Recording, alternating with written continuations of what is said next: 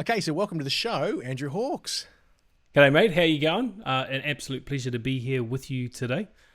Mate, it's a pleasure to have you on the show. Hey, one word, if there was one word to sum up how you're feeling about life right now, what would that be? In all honesty, there's been a few conversations around that in the last few days, but if you were to ask me right now in this moment in time, fanatical. Fanatical? Fanatical. I don't know where the hell that came from, actually, but that's what came up. So, hey, Hey, it's a cracking word. It's Friday, so why not, right? Fanatical Friday. Absolutely. Well, I am excited to have you on the show, brother. I really am. And we've talked about it for a little while, so it's good to finally have the moons and the stars align for us to be able to get on a call together and record this. I know. I guess being in the one country for as length a period of time as we have been at the same time probably helps that scenario. It does, and we still do it distant over Zoom. True, right? True. Technology. Yeah, but we're on lockdown, so hey. Got an excuse. Absolutely. Well, but I am excited to have you on the show. One of the things that, as you know, that I'm committed to, and all my listeners understand, is that this show's not just about theory or philosophies around living a life in flow. It's about proven practices to achieve this. Because at the end of the day, if someone might know a lot about meditation and mindfulness practices, but if they're not actually practiced, they're not in the practice themselves, and they're not fully experiencing the benefits. So today you're going to share something that we've actually never had shared on the show, which is crazy when I think about it. and that is around journaling. Yeah. And the benefits of journaling, because having worked with you and known you for a while, you are a master at journaling, and the stuff that comes out of your journaling is phenomenal. So for those that have no idea what we're talking about, let's just start with the very basic question, which is, what is journaling? Well, that's a really, really good question, right? Because it's multifaceted at the same time. Journaling can be very, very passive, but it can also be incredibly active, and we'll discuss both of those aspects today. But in its essence, it's essentially just writing. It's writing. That's really all it is, writing down our thoughts. If we're being passive about it, then it's simply writing down the way that we feel right now and the things that are topical. And if we want to get active, then we start asking some more questions about it. Yeah, interesting. And how long have you been journaling for? When was the first time you started to journal, and what had you get into it? Yeah, cool question. A really, really cool question. My sister gave me a travel journal when I first the second time I went to the States in 2002, somewhere around there. That was a long time ago. I feel so old. And you know what? Well, you are. Yeah, well, I am. No, I'm getting there. You're right.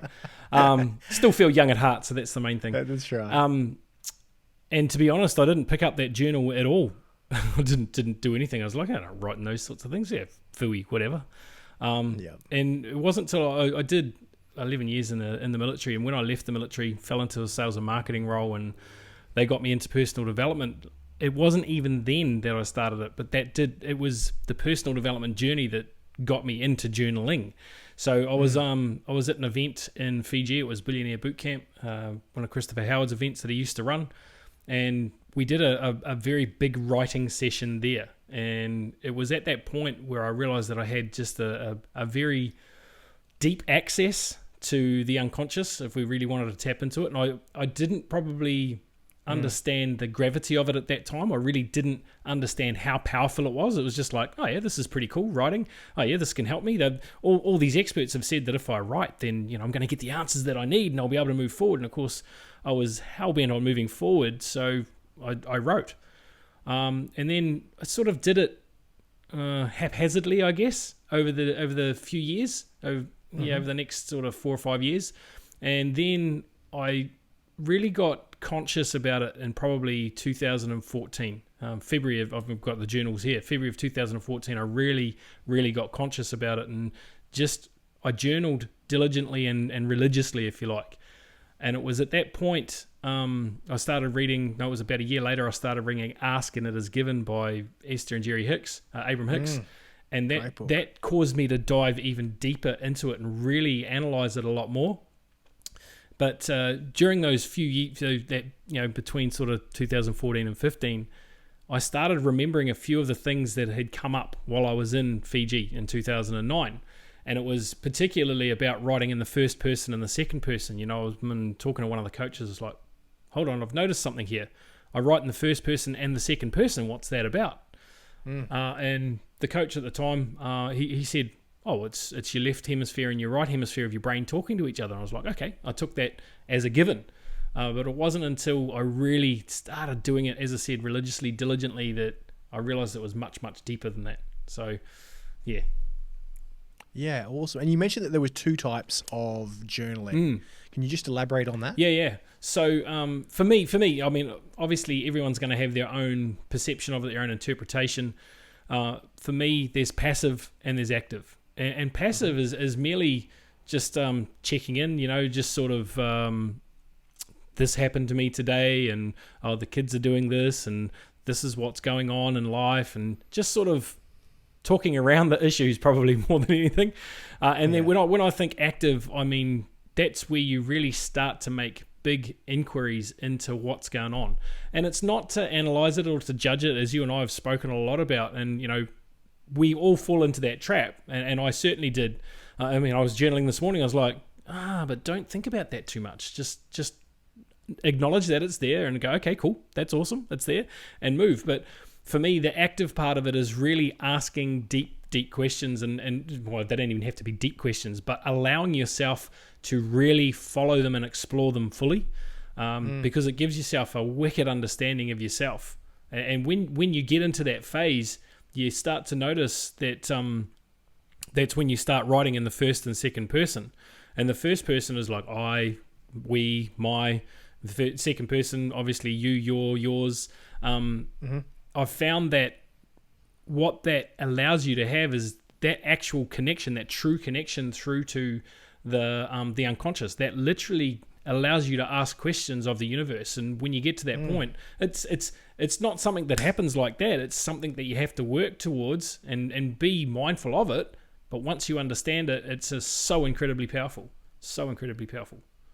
Yeah, and you could say that it's really that connection to source, isn't it? Well, that's how I would describe it anyway. 100%. You call it the universe, you call it the subconscious, yep. Collective consciousness, whatever name you want to give it, but it's really connecting into that. Yeah, 100%. I got goosebumps just thinking about that. It's so totally. True. Totally. And again, it was a gobsmacking moment when I realized we haven't actually spoken about this on the podcast before, yet all of my mentors and all my teachers do this religiously, as you said. It's a strong practice. So so just elaborate a bit more on the how-tos. Like, is there any particular format that you follow? Is there a time, a set location? I know that, and you mentioned it just then, which I'm glad you did, that you've kept all of your journals ever since day dot, which is a beautiful symbolic acknowledgement of the beauty that comes out of it, or the information that comes out of it. Just a beautiful acknowledgement of that. Can you run through your practice specifically? Yeah, cool. Potentially, it could just be the fact that I hoard, that I've still got them all. I love it. But if you want to talk about symbology, I did a point where I was journaling so prolifically that I'd go through. Wait for a second. I'll show you the size. I'd go through one of these a month. Like, for those who can't... And if you're listening on the podcast, jump onto the YouTube channel and check out the size of this book. It's like a typical... day diary, if you like, but not the A4, the sort of A6-ish size. Yeah. And I'd go through one of those a month. Symbolically, right? I got to a point where I was so stubborn that even if I hadn't finished the month, I'd still start a new journal. So it even comes, you look back at it and go, oh, well, here's the points, and you can almost map it out, because it's good to keep them, because you can see the patterns in your life. They become so glaringly obvious when you look back over it, and you can see, oh, well, no wonder I wasn't performing so well there. I wasn't journaling, But for me, my practice is I generally get up in the morning, I meditate, and then I journal. And I journal for however long it takes. There's no set time. Sometimes it might be 5 minutes. Sometimes it might be 10. Sometimes it might be an hour and a half. It just depends on how much I've got to say. And when I say what I've got to say, how big a conversation I'm having with myself. And it is just that. I say myself because I'm the only one in the room, but realistically, and I've said this, and this is true of the book that I wrote as well, I go back and read passages of it and go, who the heck wrote that? It wasn't me. Yeah. I don't recall writing that. So it literally is that connection to source. I like to, and I got this is a hangover, I guess, and it's not a bad one, from that billionaire boot camp in 2009. There were starter questions. Okay, women, what are you grateful for today? What do you love more about yourself today? What do you love more about your partner? What do you love more about your kids? What was something amazing that happened to you today? And obviously for me, it's the day prior because I start first thing in the morning with it. Yeah. But I don't always lead with those questions. They're there.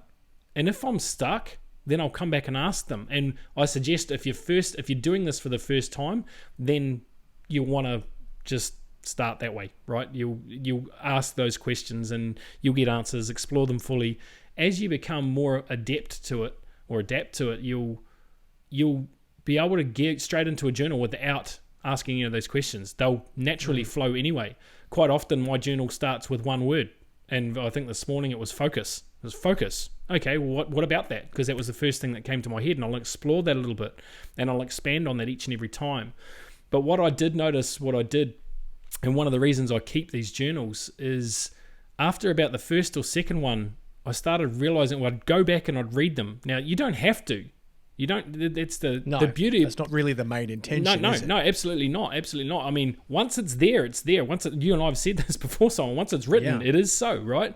It is. You don't have to go back over it, but I do go back over it, and I go back over it with a highlighter, and there'll be points in there. Because, like, obviously, you know, right? I want to teach. I want to empower other people to be the best they can be. So I know that within that, there's probably something for other people. So I'll go back through that and I'll highlight things that I think might work. And if I want to expand on it, I'll even put margin notes inside the journal. Now, what I started doing after about the second journal, I started putting an index from the back and also a considerations page. If I was doing something through the day, I was like, I wonder about that. I'd write it in the back of my journal as a consideration that I wanted to explore further. But after reading the entry, I'd go, shit, there's a really, really good teaching point in that. So I'd mark it as TP, teaching point, and I'd index it for whatever page. So I number all the pages manually. I mean, you can buy journals that have got all this in it, but it takes a little bit of the fun away from it. So I number all my journals, I date them all, every entry, and then I go and index everything. So if there's something within an entry that I think could be valuable for others, I'll index that so that I've got an easy point of reference. And I can tell you of at least a half a dozen actual presentations that I've created out of, and there's so many more. I could go back, that was just going through one or two journals, looking for something specifically because I remembered it. But at least a half a dozen different presentations that I've created from those journals. So it's an incredibly powerful resource and valuable for you to keep for yourself for the future. Yeah. And especially because, like you said, that does tie in with your purpose. And I think really that's my takeaway in this conversation so far is that, what is the intention or what is the purpose of your journaling? Is it to clear the slate so that you can go into the day clear? Or is it to clear the slate and then be able to reference back? You've got the opportunity there, as you said, because you want to coach and make a difference and contribute. That's your life's purpose.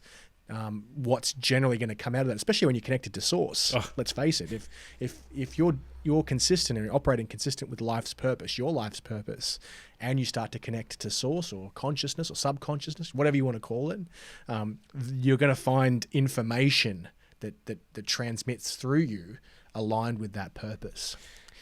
It's awesome. 100%. Hey, and what sort of difference has it made or does it make on a daily basis to your leadership?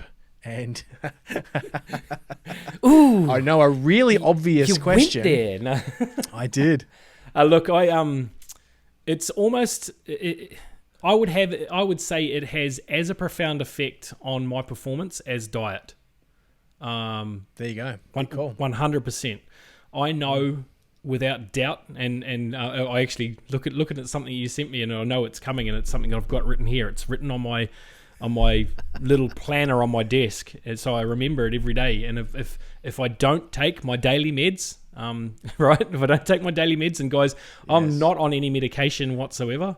My meds. We'll get to the meds conversation. We'll get there. But if I'm not on my daily meds, I'm off totally. Yeah. And it's noticeable not only in mood swing.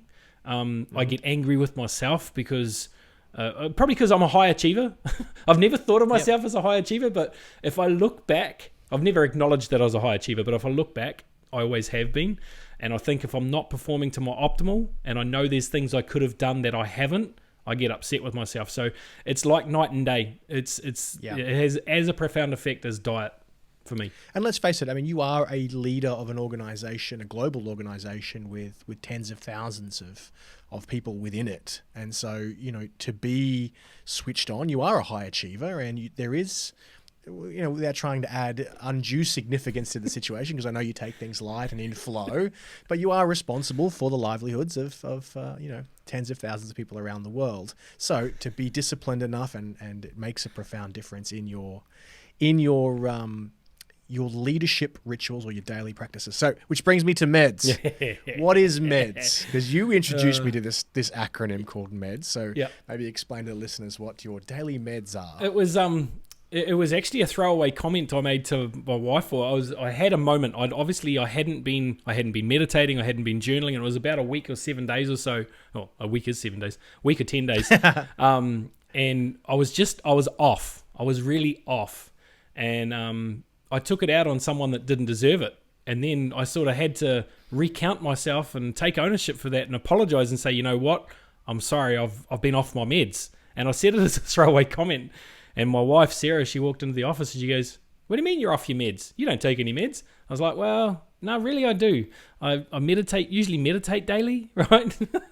I exercise daily. I journal daily, so daily journal. And I like to strategize everything. So I really am off my meds because I haven't done any of those things. So I did come up with that acronym. M.E.D.S stands for meditate, exercise, daily journal, and strategize. And that is that you should take your daily meds. Well, for me, if I don't take my daily meds, then I pay for it, and so does everyone else. In your organisation. Oh, yeah, absolutely. Yeah, as an on-flow effect. I mean, as they say, the fish always rots from the head. So funny, I said that last night, the other night on one of our meetings. Yeah. Absolutely.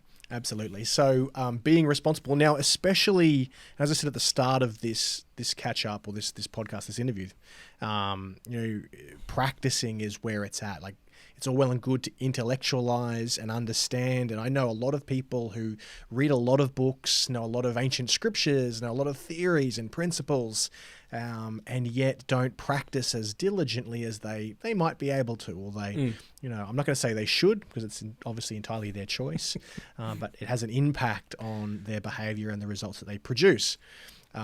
So given the current climate, what's your take on the importance of not just journaling, but people taking their daily meds right now? I think right now it's pertinent all the time, Simon. I think if anyone wants to have any significant growth in their life, they need to not judge themselves, not be harsh on themselves, but certainly take stock of where they are. And I think journaling is let me eradicate that word. I know that journaling is a really powerful way in which to get to a point where you know who you are, you know what you're capable of. Well, maybe not even know what you're capable of, because I think people are capable of so much more than they give themselves credit, self included, right? But particularly where we are, I've probably already said we're in lockdown, right? So we're almost in a situation where not many people can go anywhere, do many things. This is one of the things that if they've been putting it off, now's a really good time to start to do it and to get into it. It will alleviate stress. It will alleviate any emotional issues they've got going on. It may not alleviate them, but it'll certainly shed light as to why. And once you know why, without even exploring it further than that, then you can move past it. Once you acknowledge something that's there, then, and you and I have had this conversation so many times, Simon, once you acknowledge it's there, then, okay, cool, it's there, move on. That's it. It's dealt with. It took me a long time. It took me a real long time to come to grips with that. I used to think you had to really dive into it and pull it all apart and realistically, you don't. It's just, okay, it's there. Cool. All right. Next. Now what? Yeah. Yeah. But and it ties in nicely. It does tie in nicely with a couple of things. Is firstly the three key distinctions from my coach Lorna Patton in the new paradigm work that we do, and that is love yourself, tell the truth, the whole truth, and acknowledge what is, and then be responsible, able to respond. And as Lorna says, and I love it to bits, is you can't, unless you deal with what is, you can't deal with what could be, or you can't attend to what could be. So unless you acknowledge what is, take responsibility for what is, in other words, what you've created, you can't create what could be, at least from a clear space. You can try, but it'll just be some version of your old self, as opposed to actual pure creation. It'll be more of a reactive fix, or some slight version of a previous self. So it's really good. 100%, mate. 100%. Awesome. All right. Well, I got one more question for you, which isn't related to the M.E.D.S, but knowing the listeners we have of the Zen Business Podcast are business leaders, entrepreneurs, small business owners, and given your experience in a leadership role of large organizations, what's one leadership lesson that's had the biggest impact on your life up to this point? Wow. That's I know it's a loaded question. It's a loaded question. It's a good one though. But the funny thing, we're clearly on the same frequency, Simon, the same vibration, because you said something a second ago, and I was like, man, I'd love to share something with that, and it leads perfectly to the question you just asked. There you go. And it is, as you know, I'm a pretty big reader now as well. Obviously, leaders are readers, as they say, so I do read a lot. And I've gotten much better at that practice. But the biggest lesson I've had that has had the biggest impact would be to take ownership of it all. To own when you're I was gonna swear then, but I know this is probably not the right place to do that. When you've made a monumental mistake, own it.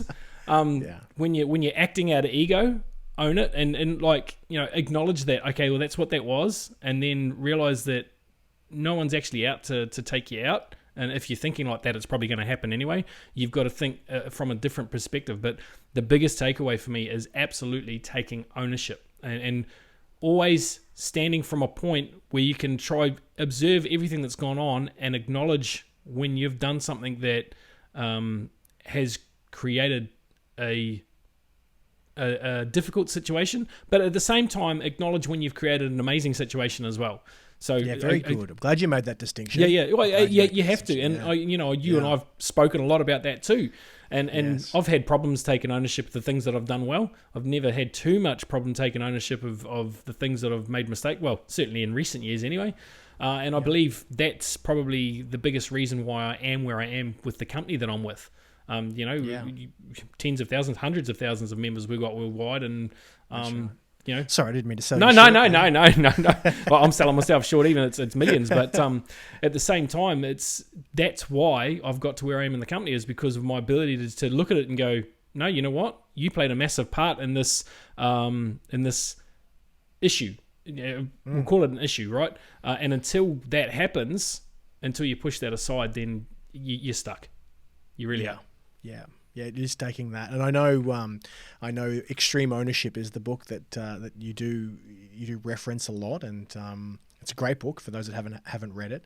But yeah, take ownership of the whole. You created the whole of your own reality, not just the good stuff or not just the bad stuff, but the whole of your own reality. And that is, and again, I am going to quote Lorna again today in this podcast. That is the biggest game in town, when you can own the fact that you've created the whole of your reality right now. Because if you didn't create all of it, you can't create any of it. You can't pick and choose and say, well, I created that, but I definitely didn't create that.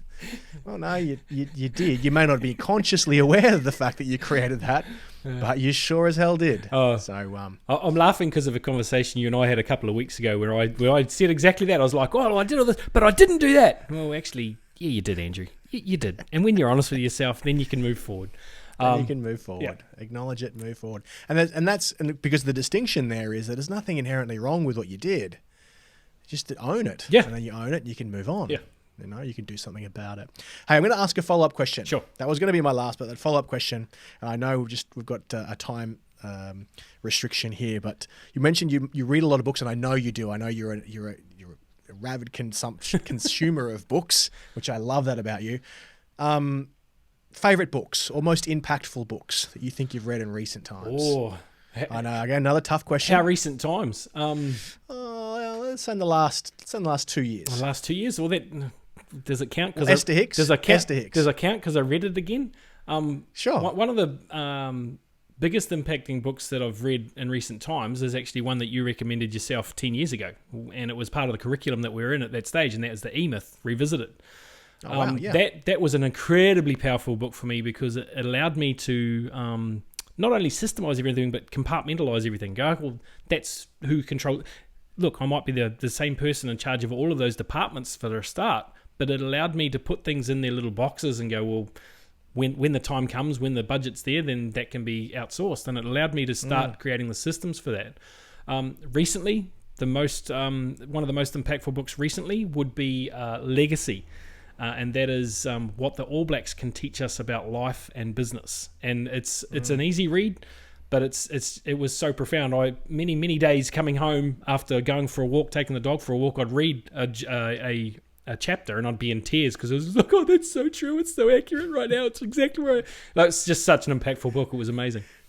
Yeah, it's always a good indication that you're in flow, you're in frequency when you're reading books with the exact bit of content that you need to hear right now. I mean, the universe just delivers exactly what you need at the exact right time. I heard Wayne Dyer say, I mean, it's an old saying, but I heard Wayne Dyer say it once on a Tony Robbins interview, and it was, when the student is ready, the teacher will appear. And he was literally 100%. Talking about the Tao Ching, you know. He'd had it sitting on his bookshelf for ages, and he looked over and was like, and he read it and somebody should have written that years ago, you know. It's like, yeah, when the teacher's ready. Hey, yeah.